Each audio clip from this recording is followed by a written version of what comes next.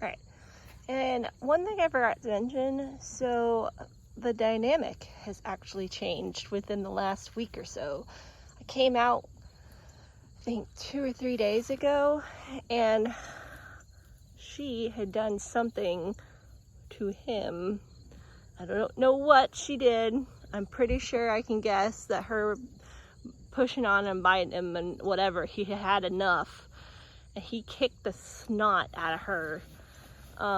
She had a hoof print whelp on her shoulder, which I iced it and everything. Swelling went down in like a day and a half was what the swelling went down.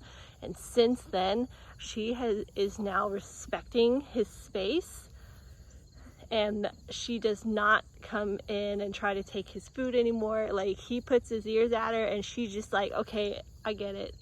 Like, she's totally respecting him now, and it's great. I was like, I laugh at it because I'm just like, oh, the dynamic has changed now. And, you know, I have to, I feel like he listens to me when I talk to him too. Because, you know, how we talk to our pets, and we're just like, hey, so-and-so, blah, blah, blah, blah, blah, blah, blah. We just talk to them because that's just something I do. I just talk to my animals. And I feel like he listens to me. So I have to tell him, I'm like, okay, we get your point. We know she's a pain in the butt. Like, she comes in, she randomly bites at him. She tries to use him for a scratching post. Like, she was literally following him around, trying to use him for her scratch post and such. And he just sat there and takes it and such. And I'm sitting here thinking to myself, there's going to be a day that he's going to turn around and put her in her place. Like, there's going to be a day he does it. And sure enough, a couple days ago was the day. And since then, now everything's changed, and she's respecting his space, and she's not as like, or whatever. And I can actually come out and I can give him his food first, and she will leave him alone. She does not come over and try to take his food, because initially she would just come over and try to take his food. But the problem is that she is anxiety ridden, and I think she really needs somebody to not put her in her place, but she needs another horse to be like, look, what you're doing is not cool. You need to stop. Like, and then that is basically what he did. And I think it's really good for her. Like, I feel like she's actually calming down a bunch within the last 2 days. She's just kind of like, oh, okay, all right, I can breathe now. I'm okay. And such. And I've seen like a bit of an attitude change with her since that has happened, which, all for it, man. Like, hey, animals teach animals all the fun stuff, and it's all good, you know. But that's something I thought was kind of neat. I want to share with you guys, and share with my future self as well when I come back and watch these videos. So all right, so we're gonna walk down here, and I sat there watching my earlier videos, and like, I can't get over how, I feel like I was talking kind of nervous, and I don't really like how I was talking. So I'm just like, oh, these are awful, but you know, I'm learning and all that other fun stuff. So it is what it is, whatever. Anywho, so look at this. Look at this tall grass. I mean, I don't even think that you can comprehend how freaking tall it is. I mean, that's the second board and whatnot. So that's probably 2.5 feet and such, because I think these posts are 4.5 feet tall, I think. They're not 5 feet, they're 4.5. So basically half of the height of this post is where this grass is right now. And this is just this one section. And I kid you not, I will probably get like 6 days, I think, out of this. 6 days of grazing. So I'm pretty stoked for that. And this is, I was trying to actually go back and look and see, like, I couldn't remember what I did, but I thought I had taken some grass clippings and put it in this section too, because like back here was bare dirt and over here was bare dirt, but I thought I had put like at least a little bit in this section, and I went back and watched the video, and I think I actually did. This section hasn't recovered, and this is where I put grass clippings, is here. But like, this is not, I think it's just because it got washed away, it's not coming back. But as you can see, I think the ants are actually helping it too. It's actually got some grass coming back in with the ants that have been making holes. And I've actually tried to been looking up like what ants actually do, because I find it really interesting, especially when I'm going and mowing, where the ant hills are, like the grass will be more lush and greener. And I think them being there and creating their tunnels for their ant hills is creating like some aeration for the soil where it's been compacted and stuff. So I really think that the ants really help the soil in that area. So I'm for it. Like, as long as they're not fire ants, then I'm good. We have like, these are like little black ants. Actually, wait, is that one? Oh, here they are. Can you see them? The little ants, little black ants. So these little guys, actually, nope. Okay, never mind. They're not ants. Those are like little beetle thingies. I thought they were. I guess not. I got excited for a second. I wanted to show you. I guess not. Okay, whatever. Anywho, wait. I guess one of these days I'll find something. And we're getting more mosquitoes out here. These birds are slacking. Anywho, but yeah, so that section has really shot up. It's about 2 boards high. This section is getting there. We need to continue to put manure over here. You can see some of the grass is still coming in this section. So we're still working on this. It's slowly coming in, but we're going to continue working on it. So we got our hopes up. We know that the system is working. We have proof that it is working. This grass, I've been cutting it at 4 inches high. This grass has been changing a good bit, actually. I keep going back and forth because I'm like, is this Korean Lespedeza? And I think it is. And I'm like, okay, that's cool. It's a type of clover. I'm for it. So we've got Korean Lespedeza, which is like, what do they call it? Like the poor man's alfalfa. And that stuff is good for your livestock and they can eat it, and it's good for horses too.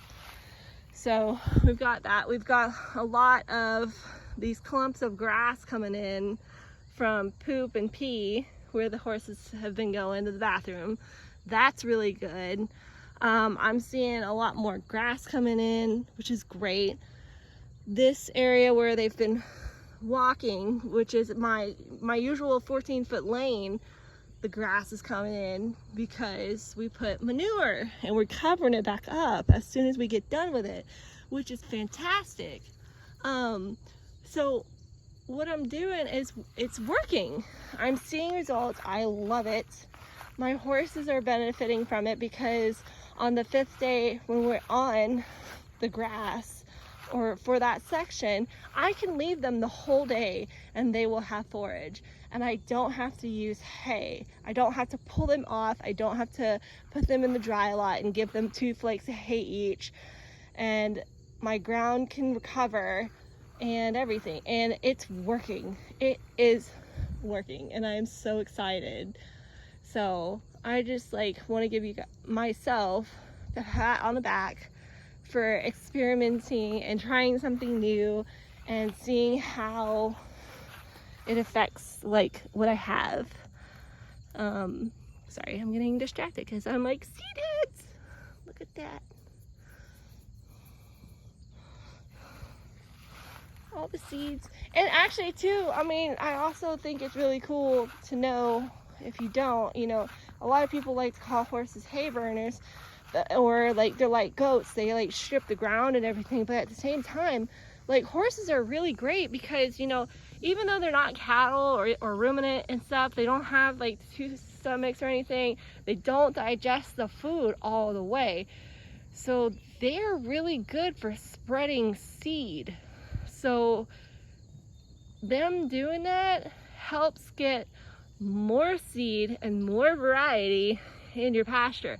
So now I kind of have this like thought in my head where it's like I'm sitting here, I'm looking at like how people are managing their pastures, and I'm like, well, I don't understand why people don't do this. Like, I don't understand why people don't take the manure from the horses and put it back out on the grass and let it get rest from the horses eating that grass and being on that land and trampling the ground. Like, if they started doing that, I guarantee that they would see results like I am seeing. And mind you, like, I would just be curious if that would happen, like, you know, because this works for cattle, like allowing the cattle to eat sections, and you can like look them up and see how people are doing regenerative grazing. But I still would be curious if somebody out there could do this is what I started with, this is how I'm managing horses now, and this is the results that I'm getting, versus like just talking about it. I think if they actually showed you, then more people would be cool with it. And then, you know, because they're doing it with cattle, they're testing the soil as well. I haven't done any soil samples for me, and I probably should, but honestly, I'm convinced with what's growing and how it's recovering and how my horses are benefiting from it, that I'm good. I'm good. I'm convinced I'm gonna continue this system. When I get that back there fenced in, I think I could actually get the lane, I haven't decided yet. I was thinking maybe I could either put the lanes wider, or I can get another horse, or I can leave it alone, let the horses have up here, and then maybe get some sheep or something and like split it and let them have back there and the horses have up here, and then get that fenced in, make money from the sheep being back there or something. Because I'm still in the phase of like, do I want to get more horses? Because I mean, I don't know. I just kind of am in this phase now where I'm just kind of like, I want to benefit from doing this, and I am benefiting from doing this by not having to go and spend a buttload of money on hay.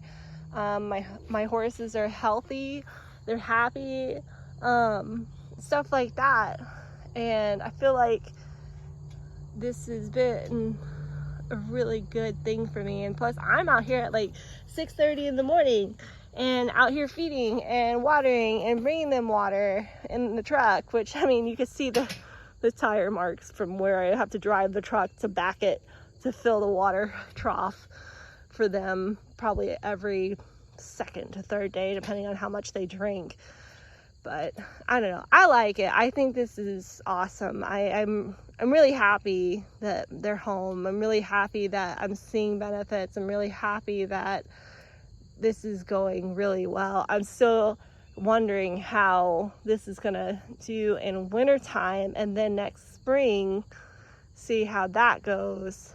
I'm also tossing up the idea of, you know I was gonna gonna dig out that back dry, or the back, sorry, not the back, the dry lot. But I'm actually kind of wondering if I invest in putting mulch in there versus what is it called? Screenings, which is crushed limestone, and then they do like a 6-inch base for gravel. I think it would be beneficial for the screenings instead of the mulch, but I still want to read more on it to see what is that, or not what is that, but like the benefit of doing that. But I'm kind of on the fence with both. But I still need to get somebody out here to come and actually give me quotes for how much that would cost to flip that whole area. And I'm also kind of tossing up the idea of doing this because of the fact that I need to get the run-in built here and then the hay shed built there. That way I can actually go and buy more hay instead of having to buy it every month. I can buy it like every 6 months to a quarter. I don't know. But it'd be nice to actually have the room, instead of putting it in the detached garage, to actually put that in there instead of in the detached. So we'll see how this goes. Anywho, I don't think I'm gonna do like a week-to-week update. I think it's probably beneficial now, since we've got past the everybody's here, this is what I'm doing kind of thing. I think I might back off a bit to once a month, just because there's not really a lot going on. I haven't been riding because it's just too hot. It's been like in the upper 90s for the last 2 months, and I think what my plan was, this is going to start riding again at the end of August. So, but I don't really want to share my how I ride with the public, because I mean, we've got enough people out there that critique how people ride, and I just don't really feel comfortable in showing that to anyone other than people I really just rather hear how to improve and all that stuff. So anywho, so I guess I'll see you next month or something like that. We'll see. So yay, bye.